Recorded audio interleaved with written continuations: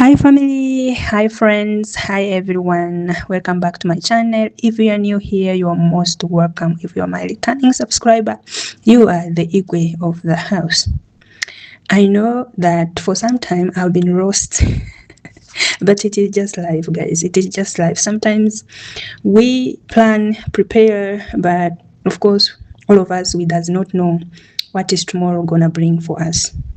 So it is just life. Sometimes our day-to-day life gets hard, gets busy. That's why we get lost, or we get somehow unavailable. I can apologize for that, my beautiful people, for I know that you became part of this family for me to provide entertaining for you guys, right? But slowly but sure, I'm gonna be consistent. My apologies. One case cost me my job. Story time. In 2019, I left my home and I went to Qatar to work as a maid or as house help. So life there isn't that easy. When I arrived in the country, I was so lucky that I was able to get my first job within 3 days. So I went to this Arabic house whereby they were the family of 5. But I didn't stay long time over there. I think I only stayed there for 3 months. They returned me back to the office due to language barrier. The reason why we have language barrier, they speak Arabic and we know English more than Arabic. So it takes time for someone to understand Arabic. If you're not patient enough to move with your maid or your house help slow but sure for her to learn, you can learn out of that patient, and that will lead to returning the maid back to the office. So that's what happened to me. They took me back to the office, to the agency. So the house I didn't have bad experience with the family. They were also nice, kinda. Yeah, so I can't say anything about that. The family was, yeah, kind. I cannot complain. So I went back to the agency for the second time. So they took me back.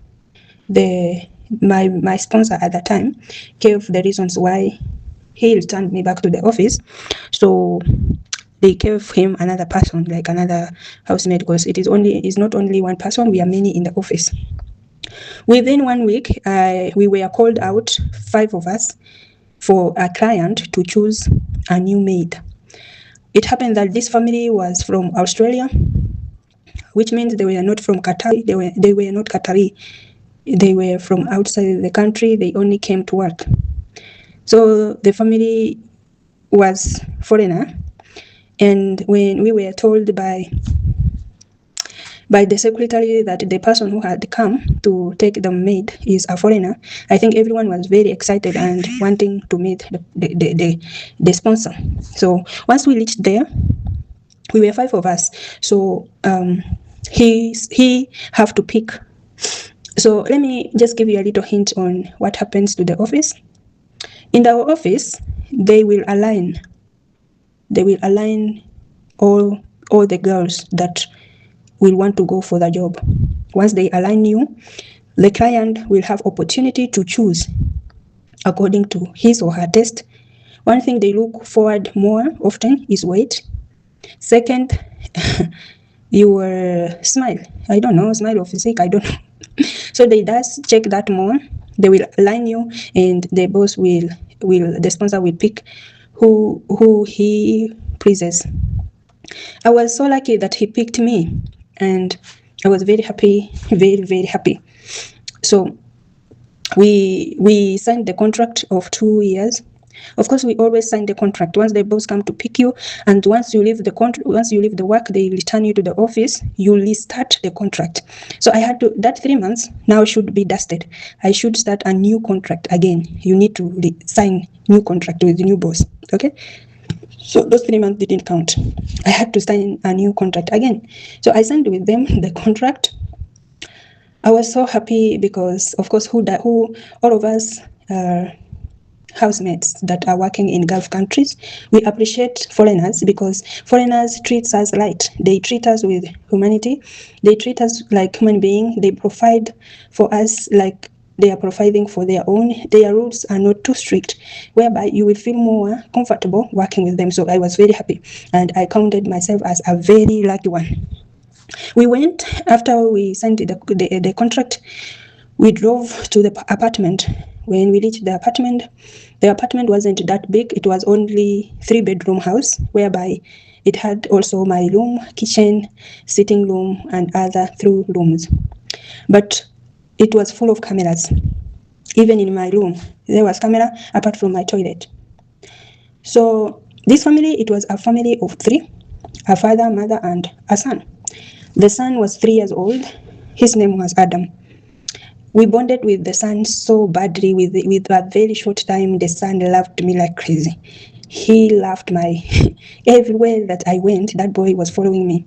We played, we laughed like never before. You will think I'm part of the family, like I have been with them for forever. So we played with the son. I was so happy that the boy loved me. So once I reached in the apartment, my job was shown to me. My room was shown to me. The work wasn't difficult compared to Arabic house. Things was very easy. I had time to rest. My sleeping time was perfect. My waking up time was perfect for a normal person. I was very happy. I was given Wi-Fi. I was free to use my phone.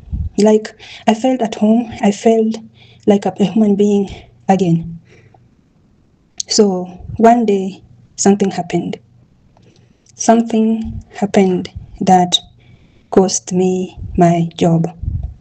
One day when I was cleaning on the balcony outside where they sit and smoke their shisha, I was just cleaning over there. Then Madam came and she was like, you know what, I'm busy. Can you please look after Adam? And I'm like, it's okay, Madam. I'm just here. I'm going to look for him. So once I finished wiping the balcony and cleaning, I sat down with Adam and we started praying. We prayed, and I don't know, the boy felt so comfortable and he pecked me on my cheek. Because of the excitement, I pecked him on his forehead. Mind you, the house is full of cameras. Few minutes, they called me. My madam called me, please come with Adam. I went with Adam. When I reached there, my madam said, did you kiss my son? And I was, yeah. He kissed me, so I kissed him back. I replied smiling, knowing that it's not a bad thing. To her, it was a bad thing. She told me, don't do that again. She wasn't happy with it. She wasn't pleased with it. So she wasn't happy. And I told Madam, please, I'm sorry, and I will never do that again.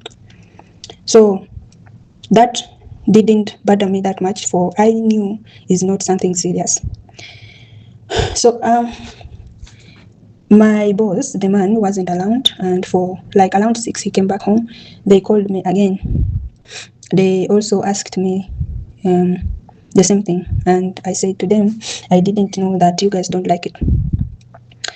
That same evening, they told me that I'm not good for their son. Yes, they told me I'm not good for their son though. So that's how I lost my job, because I pecked the son. So they told me that they are going to call the office. Indeed, they called the office. I was able to go back to the office. And they told the office the same thing. I can tell you that they were not bad people. They said what was there, whereby it wasn't a bad thing. So I went back to the office and started to search for another boss. Through my story, what do you learn? What have you understood in this story? My story is simple but very educative. For me, I can tell you the reason why I told you this story is just for you to know that sometimes small things that you think it doesn't matter, it really matters. So any action you take, please be careful. That is my message. Bye. Please remember to like, subscribe, and watch my ads. Love you, family.